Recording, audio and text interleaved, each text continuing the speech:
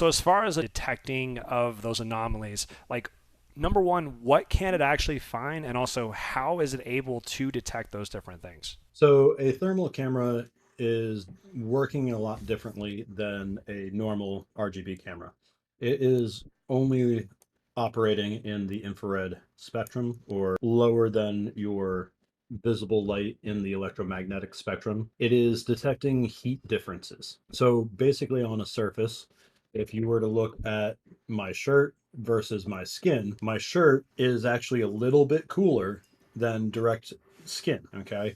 My skin would be very, very warm. The chair behind me would look very dark, not because it's black, but because it's nice and cool. If I were to move and you were able to see the actual back of the chair, you'd be able to see a heat spot of where I've actually been sitting. So, as far as on a roof inspection with a drone, we're taking a camera and we're taking multiple pictures over the surface of the roof and looking for differences in temperature.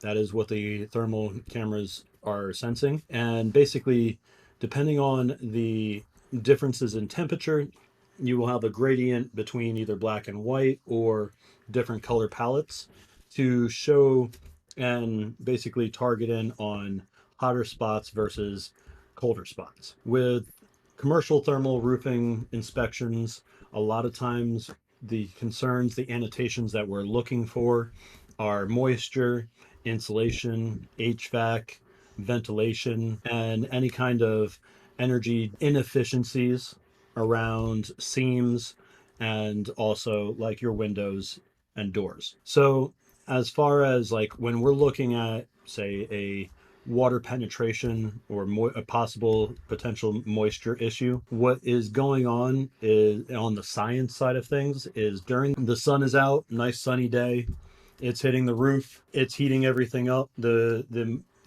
membrane, the vents, the structure, everything that is being hit by the sun is heating up. That is your thermal loading. Okay. And then as the sun goes down, heat source is gone, but the thermal loading is still there. Depending on each material's irradiance, basically, they will be able to expel the heat faster or slower.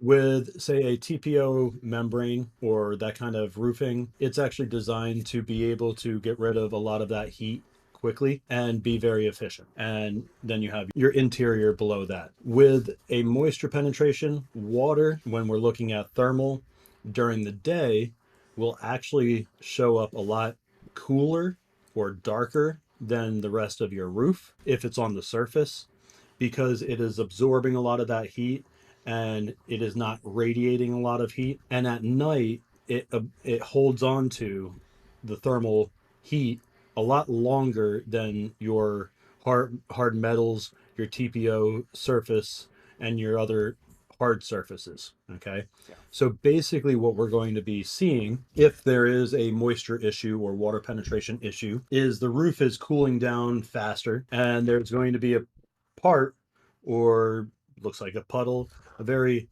organic shape, okay, of, hey, this is a lot hotter area right here versus the rest of the roof. Kind of like we were showing in the annotations, the blobs of hot spots versus the rest of the roof being nice and cool indicates that we're looking at a subsurface water moisture issue because the water and moisture is known to hold onto the heat longer, and we're not seeing any other potential explanations like a vent or a skylight or something physical that would you would expect to see that hot spot there. Yeah, makes sense. I mean, essentially, what we're doing is we're trying to find areas of the roof that's retaining heat longer than others, which shows that this is a different property than what should be there or the surrounding. So that's Right. ultimately, I mean, what we're doing here, and it's very effective. I mean, it works. If you know what you're looking for and have that